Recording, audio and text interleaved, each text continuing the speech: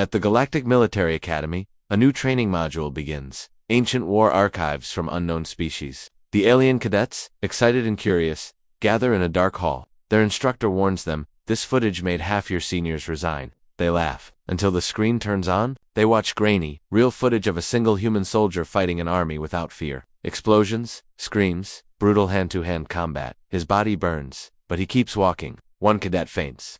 Others stop breathing in the cold silence of a space academy, orbiting a dead moon.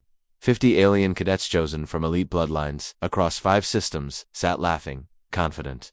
Their mission? To study Earth's war history and uncover how a primitive, emotional species had survived 10 galactic threats. They expected disorganized rage. They expected chaos and screaming. They expected weakness. What they got instead was the sound of boots marching through fire. Was the sight of humans dragging their dying comrades to safety, while bleeding out themselves. Was the horror of a soldier smiling as he pulled 3 grenades to protect a village he didn't even know. By one, the footage rolled. Real, raw, not simulations. They watched Earth's worst wars. The trenches of World War I, the frozen death marches of World War II, the napalm skies of Vietnam. They saw medics run into gunfire, children shielding siblings, pilots sacrificing themselves to stop bombs from hitting cities. And in every clip, the humans didn't run. They stood with fire in their eyes and madness in their courage. The alien cadets stopped laughing. One stood up face pale and walked out. Another fell to their knees, whispering what kind of species survives like this. By the 6th video, 12 had resigned. By the 10th, 25 more had broken down, muttering about insanity, dressed as bravery. But the footage kept going, and only one cadet stayed until the end. Why? Because she realized the most terrifying thing wasn't Earth's weapons. It was their will to survive, and worse, their willingness to sacrifice everything for people they'd never met. Cut to silence. Then one line: "We feared their guns, but we should have feared their heart." In a vast training hall on the planet Zeltar, dozens of young alien cadets sat in rows. They were from different species, some with horns, some with glowing eyes, some with scales, but all wore the same dark blue uniform of the Galactic Alliance Academy. This was their first week at the academy. Today's lecture was different. The air was heavy. No one laughed, no one moved. They had heard rumors about what was coming, but no one believed it could be true.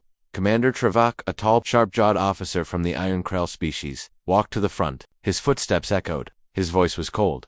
"Today," he said, "you will witness footage of Terran combat, the human species from Deathworld 7 on Earth." The word Deathworld sent a chill down many spines.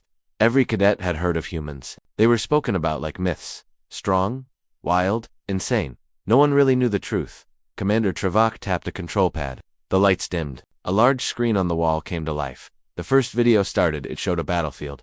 Dusty, broken, explosions everywhere. A squad of humans, no armor, no energy shields, just their old metal guns and blood on their faces. They were pinned down, but they didn't run. Instead, they laughed. A grenade flew toward them. One human, just a teen, jumped forward, caught it midair, and threw it back with a smirk. The entire room of cadets gasped. Then came another clip. A single human soldier stood alone on a ruined bridge, holding nothing but a steel blade. Dozens of alien enemies charged him. He didn't back away. He screamed something the translator couldn't understand, some kind of war cry, and ran straight into them. The footage showed him cutting through his enemies with a speed and fury no one thought was possible. One of the cadets, a thin creature from Zelvan 5, stood up suddenly. "Is this real?" it asked, its voice shaking. Commander Trevak didn't answer. He only played the next clip. Now the footage showed a female human in torn armor. She was wounded, bleeding badly, but she was dragging another soldier, her commander, toward safety while gunfire tore through the air. She got hit. She kept moving. Another cadet stood and left the room.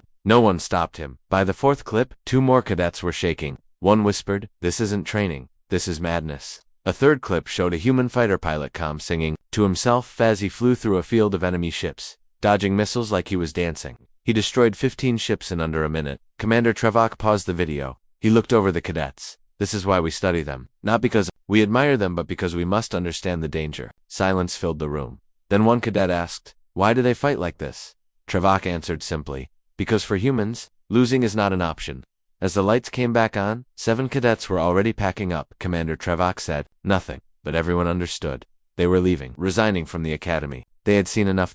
And this was just the first footage. The lights dimmed again in the training hall. No one spoke. The alien cadets sat stiff in their seats, still shaken from the first video. Their claws and scales twitched with nervous energy. The air was thick with tension. A few students had already asked for leave. 2 had fainted. 1 had thrown up in a corner. Commander Volek stood at the front, silent, unreadable eyes like steel. He pressed a button. The second video began. The screen lit up this time. It wasn't a battlefield. It was a rescue mission. A group of human soldiers, armored in black, moved through a burning city. The sky was red. The buildings had fallen. Fires raged behind them. Small, fragile alien bodies were trapped under rubble. The cadets leaned forward. One human, a woman with short hair and deep scars, was leading the team. She didn't speak much. Just handsignals.com/cold, focused. She ran straight into the collapsing building. Everyone else hesitated. Even the cadets watching could feel the danger. The ceiling was falling. The fire had spread. It was a death trap. But she didn't stop. Inside, she lifted 3 alien children. One was injured. One screamed. The third was unconscious. She carried them on her back, in her arms through fire and steel. The cadets watching couldn't believe it. "This is not war," whispered a thin-armed Varnak cadet. "This is madness." The building collapsed seconds after she jumped out. She didn't look back.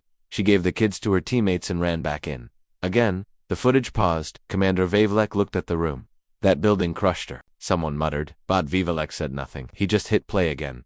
The camera footage cut forward. A different angle showed something unbelievable: rubble, shaking, then moving. From beneath the fallen structure, a hand, bloodied, burned. The human crawled out, broken arm, broken ribs, face covered in ash and blood. She crawled until someone grabbed her. She smiled. The cadets couldn't breathe. She smiled. Asked a feathered trainee. Vavilek nodded slowly. "Humans call this normal." One cadet, a proud, loudmouthed Zarkan, stood up. "This is insane. That wasn't war. That was suicide." Vavilek stared at him. "No," the commander said. "That was discipline." The Zarkan scoffed. "She should have let them die." Another screen flickered on beside the main one. A second clip played. This time it was that same human months later, healed, scarred, leading a full unit. In the background were the 3 alien children. Alive, strong, training. The loud cadet said nothing now. The room was silent again, but not because they were scared. They were confused, shaken, inspired. Hard to tell. One cadet whispered, "Are all humans like this?" Commander Vavilek simply replied, "You've only seen 2 videos. And there are hundreds."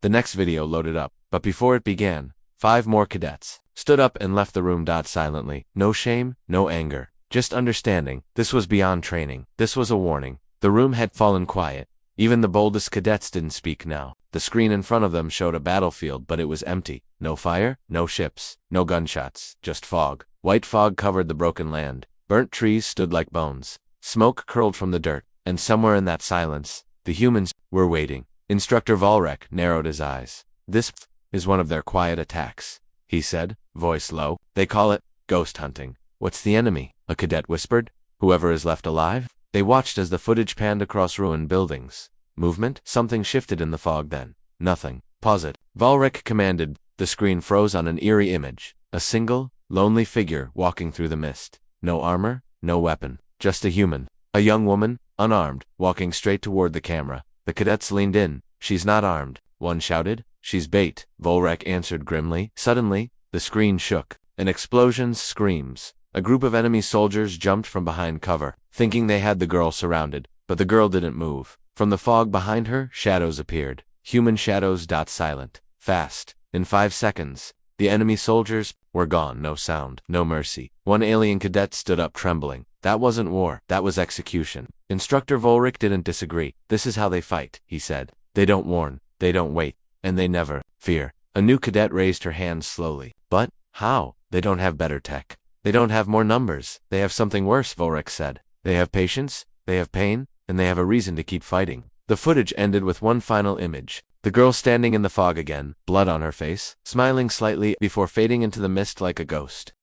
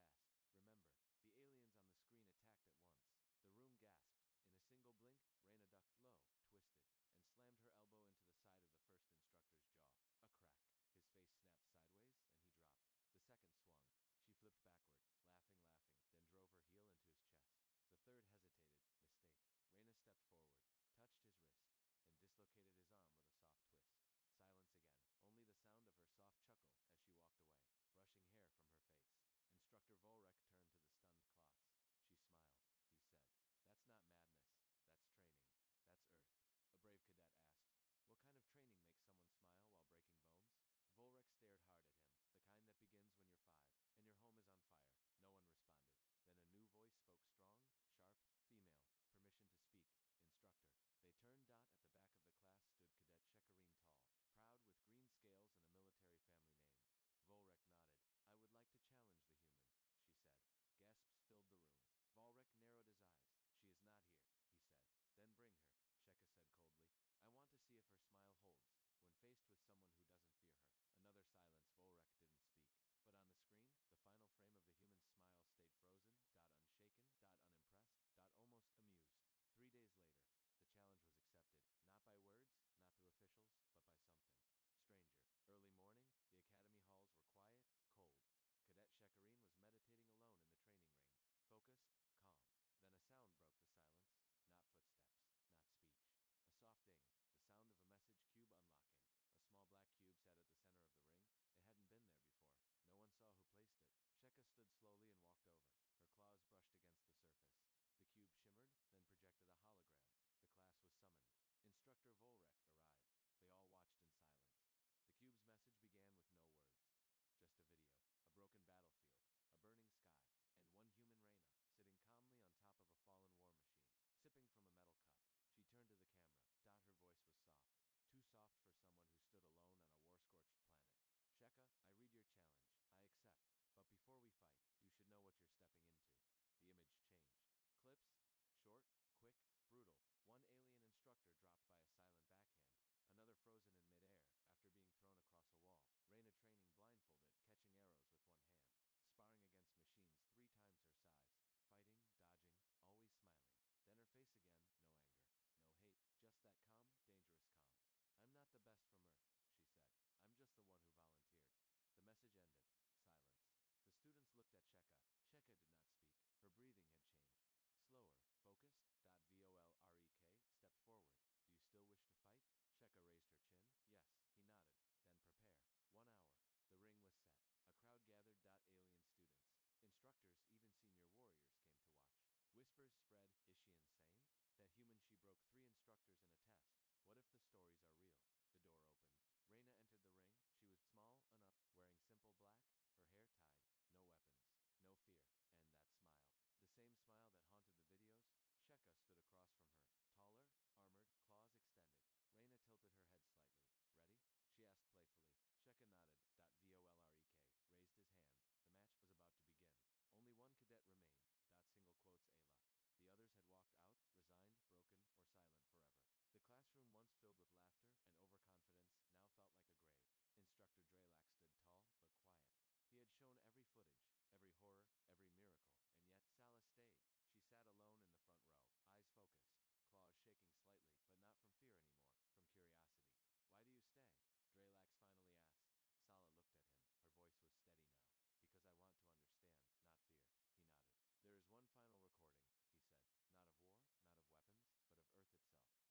now showed a small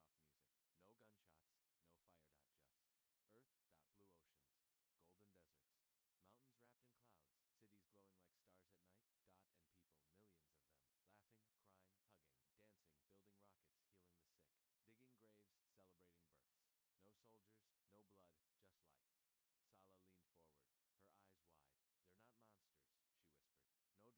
toy to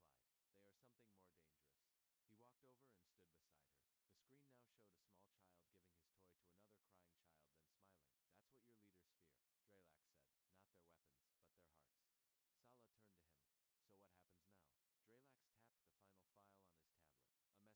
"If you judge them by war, you miss the truth. If you judge them by kindness, you miss their edge. Humans are both blade and bomb." attack Earth is to gamble against a force no mind can fully grasp. The classroom went silent again. Sala stood, looked at the Earth spinning on the screen. Then she saluted. I will not fear them, she said. Dralax nodded. Then you're no longer a cadet. You are now a witness. As the screen faded to black, the stars outside the station seemed a little closer, a little more dangerous. Because now she knew. Earth wasn't just a